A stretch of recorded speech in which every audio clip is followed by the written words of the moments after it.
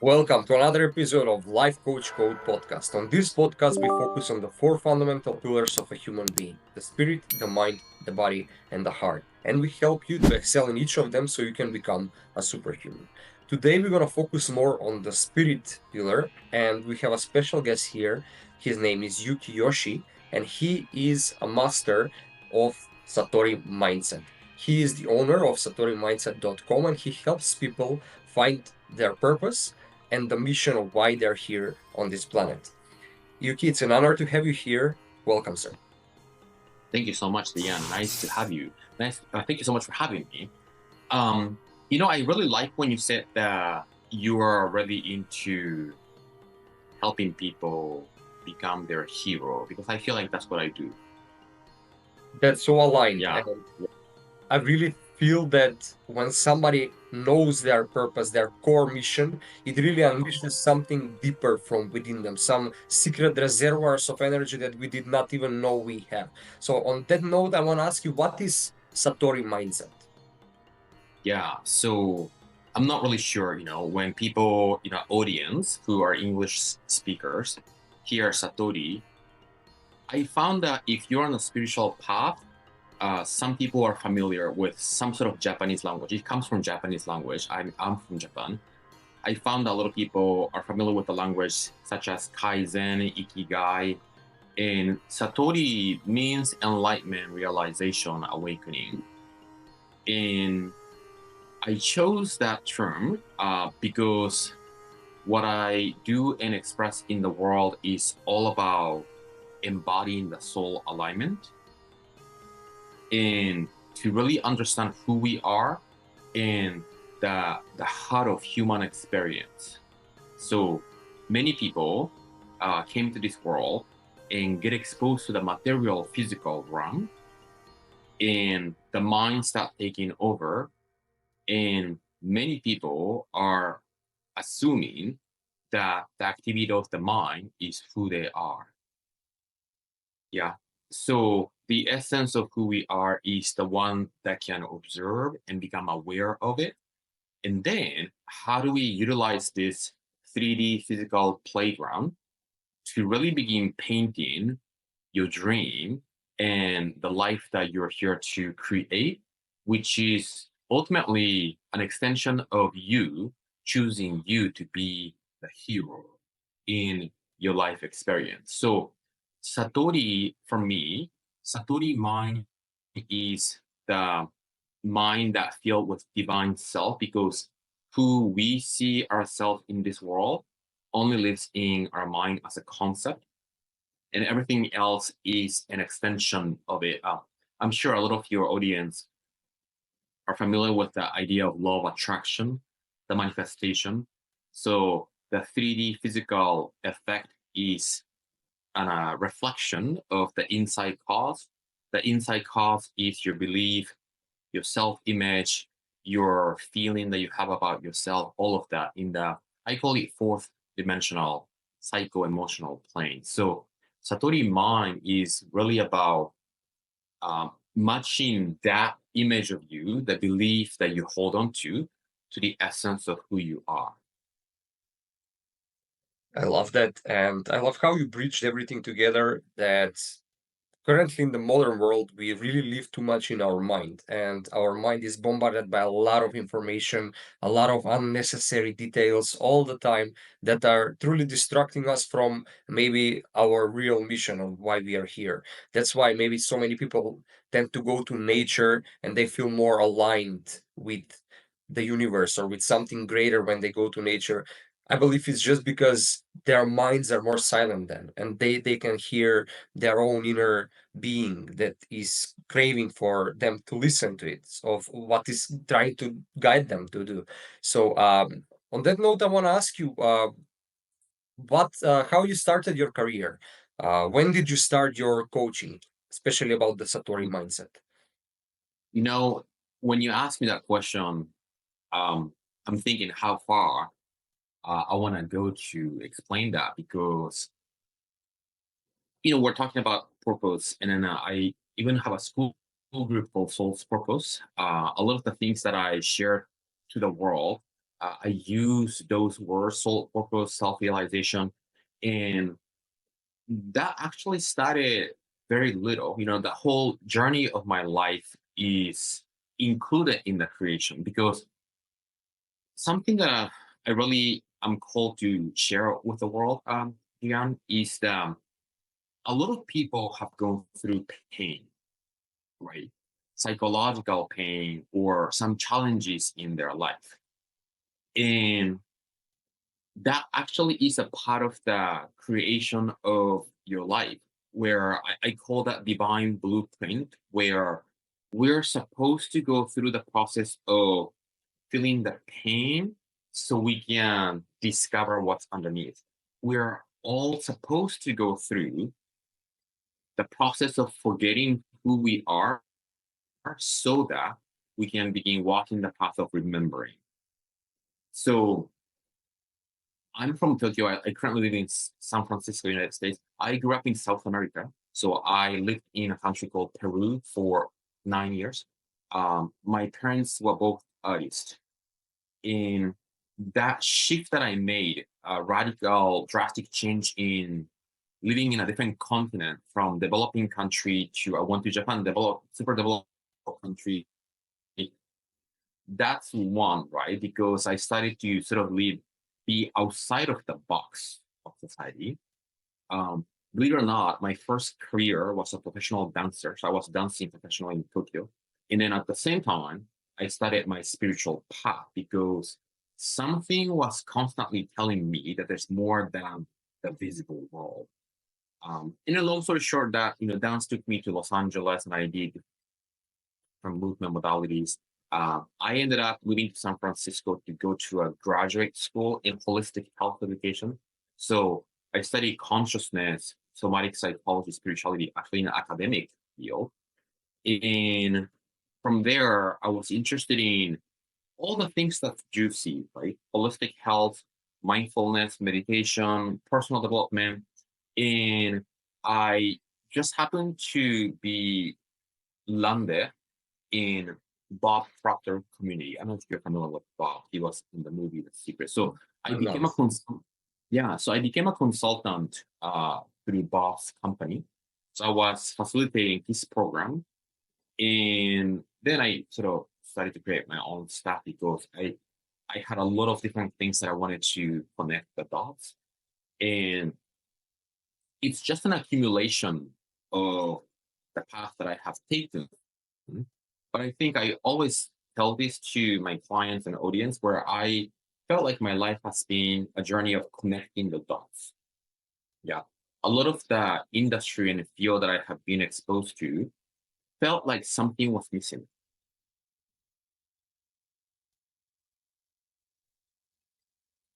So I needed to jump and then to be able to kind of form my own framework, which is the Satori mindset.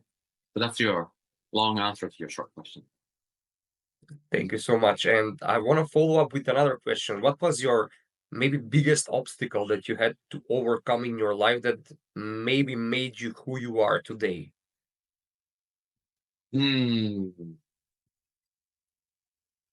I don't know if I can choose one, to be honest. I suffer from asthma when I was little, right?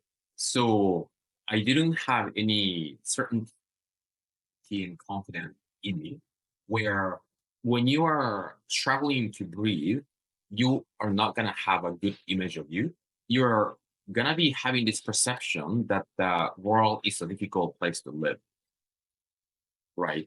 So up to this point of me discovering dance, I felt like I didn't have any confidence in myself and I didn't have the vehicle. A lot of people sort of begin developing the sense of self and the confidence by finding the right vehicle. So some people might be arts, some people might be sports, some people might be some profession, right? Because that shapes who we think we are. So I didn't have that until I discovered dancing. And when I started to dance, everything has changed. But I think your question is what was the challenge? I think my first like 15 years of my life was filled with challenges. because that's the worldview that I have. I love that. And I can see that in you and your expression and how you are sharing about your mission and everything that you want, especially others to achieve and what you want to, so to say, promote and arise in your clients. So I can really see that you're very passionate about helping people truly discover what's the missing piece in their life. That when they discover, it's gonna be like they really feel like the superhero of their own story. So, on that note, let's focus on the coaching style, especially. So, I want to ask you, how do you innovate with your coaching clients? Uh-huh. So, it's interesting that you said that the missing piece, because the real missing piece is, I feel like, what I teach in the program and the way that I coach people. I do group coaching. I have materials that I want people to absorb, but I'm really big on um, sustaining and maintaining people's practice, right? So I have like a weekly calls, like calls, group calls, right? And the real, because everybody everybody wants to have a better life, like wants to improve in their life, right? And almost every single person, Diane, who wants to improve their life is looking for the missing piece. And almost everybody think that the missing piece is another information. Yeah. So what I mainly do is, like, a lot of the clients who come to me are those who are on the spiritual path, those who are actually already practicing law of attraction and not getting the result. So the missing piece is not the information, but to know that the information is not going to change you, but the embodiment of what you know is what's going to change you to begin living it. And it's really in the blind spot for a lot of people, because we think that, oh, I have this another book that I want to read, another YouTube video, this information. And in order for the energetics to change, the subconscious needs to change. So we want to internalize and begin embodying that idea. So we use a lot of so many different practices, including visualization, but I'm a big on bringing the idea in the coaching calls and then really begin helping people to apply that in the actual situation. This is what you want to do. Yeah. I love that, and I love how you said that many people think it's the information that they miss, but it's not the information. It's actually to act on the information they already know, or to embody it, or to make a use of it. Right? We are a society that is addicted on getting more and more, and the next program, the next course. Maybe this can help me. Maybe I need to start this type of diet, and if we don't either give the necessary time to the thing we're trying, or we are just, so to say, mentally masturbating on just getting new information, new, and we think that's going to change us. But what really changes us, and this is a motto that we are sharing on almost every article on Life Coach Code: all information in the world is useless unless you take action on it. So I also want to add, or unless you embody it to another Yeah. level of that. And you are basically helping people to embody the missing thing they need so they can feel more aligned with their true self and the life they were meant to live, or to manifest faster and better, or so to say. Am I correct on this? Yeah, exactly. And then this is what I come across very often, though. There are people who come to me and tell me that they already know a lot of stuff that I teach. And that doesn't mean anything to me, because I know that the answer is not in that knowledge base. Yeah. And it's interesting. The more somebody know about a lot of stuff, the more they're not aware that they might not have been embodied yet, because they're filled with information. And it's interesting. One of the, like, fun sentence that I always share with people and play with is now we're talking about embodiment is the key, right? But then we're talking about embodiment. So always say understanding what embodiment is exactly what embodiment is not. Oh, I love that. Yeah. That is very, very interesting and very deep when you think about it. And I 100% agree with it. So, my next question to you is maybe it's not that much obvious for people listening right now, but what exact benefits do your clients get after working with you? Yeah, that's a very good question. Because I know in the online coaching space, we talk about we need to have a specific outcome, right? And there's a before and after pain and pleasure. And because I work with energetics, right? The quantum physics aspect of it, which is the foundation of changing the outcome, changing that inside. The result is different for every single person. So what I do, but then I think they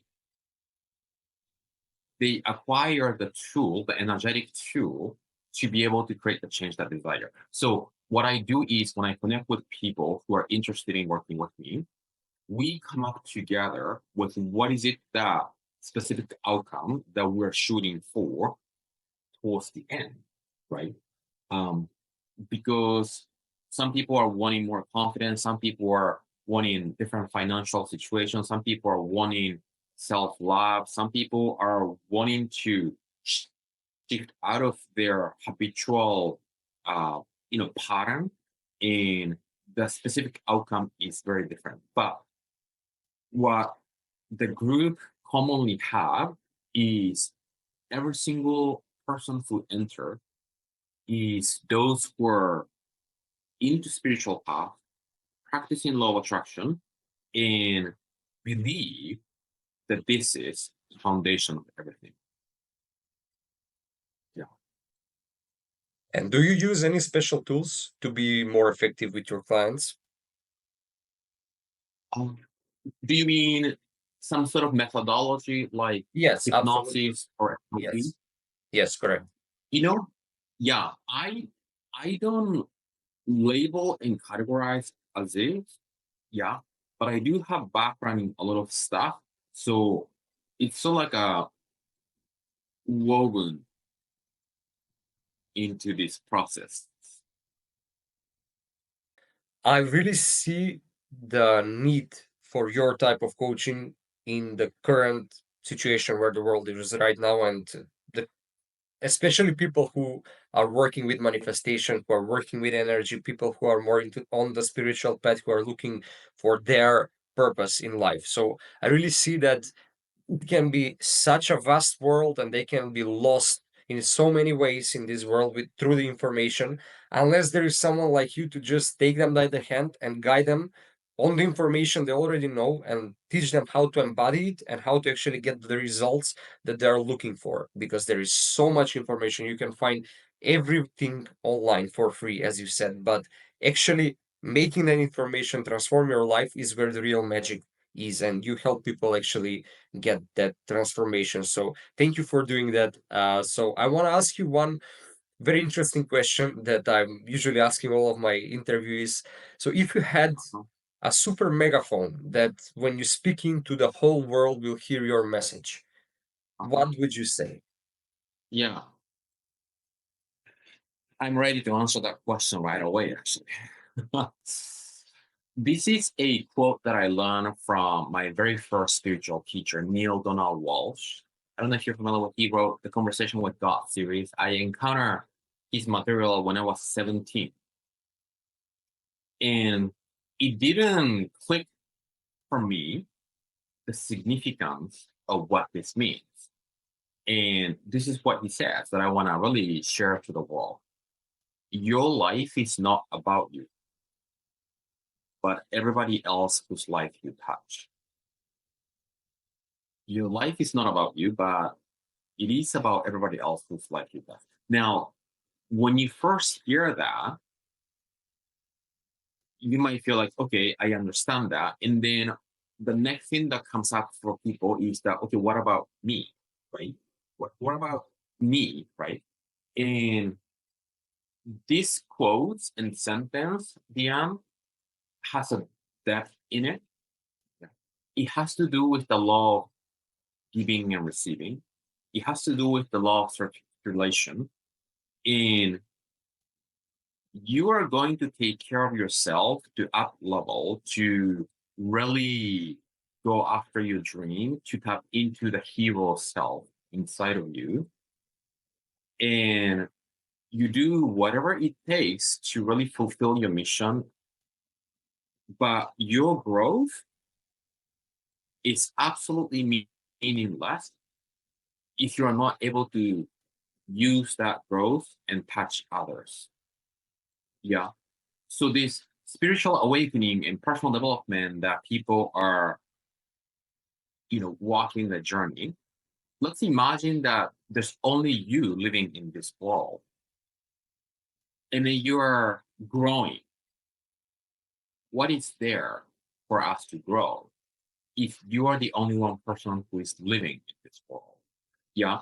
So anything and everything that we're doing, we are creating that identity and polishing our gift and the craft, right? But why is that? In order to touch others, to illuminate the world. And we're doing that because of it. And then at the beginning, when people are having pains and difficulty, they want to sort of focus on themselves, right? That's fine, right? But then there is this loop that needs to lead into, which is it is about others, And then if we expand this a little bit bigger, it is about tapping into the bigger power to let it flow through you, because we all have access to that infinite intelligence. And then, but that also is to be able to help others to see the light in them. So that love, giving and receiving, and then to really, people are listening to this and maybe this is making people think about, but then to really embody what this is about is often not easy for people, because the survival mind and the defense that kicking in, and you know even what Neil says is to be the source. Like when you think, when there's something that you don't feel you have enough, he said, begin giving. Because if you have something that you don't feel you have enough and begin giving, now the universe sees that if it gives back to you, you will be circulating. So all those stuff, right? Life is not about you. That's my megaphone message. I love that. It reminds me of that's so powerful, by the way. And reminds me of one fable or a story. It's like symbolical story where people sit on a table and they have large spoons that they cannot actually use to eat their own food, but they can feed each other. So in the circle, they need to actually feed each other so they can all eat. Because if they are selfish and they try to eat with this long spoon, they cannot touch their mouth because it's too long. All they can do is just take from the food and give to each other. And when they all do this, they are all fed. And it really reminds me of what you're saying, that you your life is not for you, meaning that your gift that you're gonna give is for the world.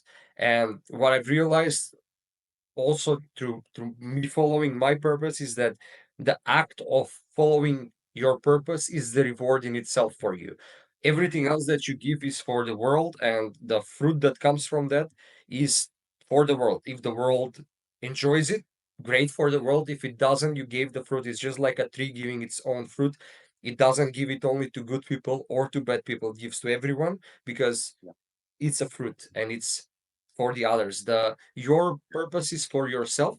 The act of doing it is the reward in it for yourself. So I love that you said that. And the second thing, that when you feel you are not, don't have enough, or maybe I know a slightly different version, when you're feeling useless, start being useful because you cannot be Yeah. useless if you're useful, right? If you feel useless, just do something that feels useful for someone else, and you can always find something, and then you will not be useless by default. And that's how the universe functions. You need first to be something. You need to first be in your own energy something, so the universe can give you the thing that you are. And that works in all layers of reality, in all domains. So I 100% agree. It's such a beautiful quote, and it's so powerful with so many layers of what you shared. Thank you. Is that the greatest lesson that you've learned in your life, or maybe there's something else? That is indeed one of the greatest lessons that I feel like there's more depth that I'm still learning, to be honest. And I almost feel like there's a lot of things that people in general are like misunderstood. Um, like for instance, Bible talks about um asking, right? Ask like even there's a book called Ask and It Is Given. And we also talk about prayer, right? And I want to come back to what you say initially on this podcast, though, because you talked about going out to nature and people feel expansive. I think the mind, our human individual mind, kind of creates this false assumption that we're separate from the whole, right? But the truth is that we are part of nature. So, tree, sky, ocean, we see those as nature, and so we are, right? And we say, okay, universe out there, right? But universe in here, right? When you look at every single cell, that's universe on its own. So I think the idea of separation, and this is I see the language that I use is loss of contact with the whole, like the sense of separation by becoming an individual body, becoming individual self is the fundamental cause of all suffering, all challenges that people have. So that's something that I have in mind and I express and share with many, many people where, we are born in this physical world. And the first thing that happens is a separation from the mother, right? When we are in the womb as an embryo, we are one with the mother through water, right? And then we separate and begin having a physical individual body separation. And then you're encouraged to crawl, you're encouraged to stand up, you're encouraged to walk, you're encouraged to go to school separate, right? And then to have all those things that encourages individuality. And for the mind, individuality is a good thing because people are growing. But from a spiritual point of view, that is a process of separation, right? And then we start feeling like, okay, something is missing. Okay, we start having the spiritual practices, and okay, we are all one, but I'm here and you are there, right? Start having this illusional experience based on the false assumption. Um, so the sense of separation from the whole based on the five senses that we're so dominated by is the fundamental reason that many people sort of struggle and suffer. And then how do we address that? We want to begin embodying who we are. We're a spiritual being having a physical body, and then gifted with that psychology. And we're not the body, we're not the mind. And how do we embody that on a moment to moment when we are engaging the 3D physical world? Is the practice. Not only when you're meditating, not only when you're up in the mountain in the tree, when you're in front of the computer and when you're interacting with somebody who is really rude, that's the best spiritual practice that you can do. I love that. It's one saying they say, if you think you are spiritually enlightened, go spend a week with your family, and Yes, you will realize yeah, the yeah, spiritual work comes. especially in Yeah. those moments, as you say, when you are Uh, not in your best environment. So, um, on this note, thank you for coming here today on this podcast, for sharing your wisdom and your unique approach to coaching. For anybody that wants to follow up with you, maybe they want to start working with you or maybe learn more about you, where can they find you? And we will put all the links that for people for their convenience in the description below, but feel free to invite them. yeah. So the two places, one is Instagram, which is my full name, Yuki, Yuki, Yoshi, Yosh. There are two I's at the end, I, which is different from Yoshi in Mario Kart, by the way. And then the second place is I don't know how much your audience is familiar with Skool, but I have a free Skool group, Soul Purpose Skool group, and you'll see my photo and face in there. Perfect. So we will put all these links in the description, Instagram, the Skool link, and also your website. So Yeah. people can go there and you can click the link and you can find Mr. Yuki and you can then learn more about his work. And if you feel aligned with what he's doing and you think he can help you, you can contact him and then you can see if you work together well. Thank you again. Do you have any thoughts, final thoughts for this podcast? Um, I think what I want to leave here is to really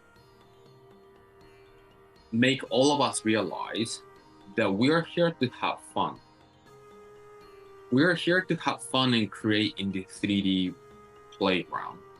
And I think sometimes spirituality, people make it a little seriously and a little boring. Yeah.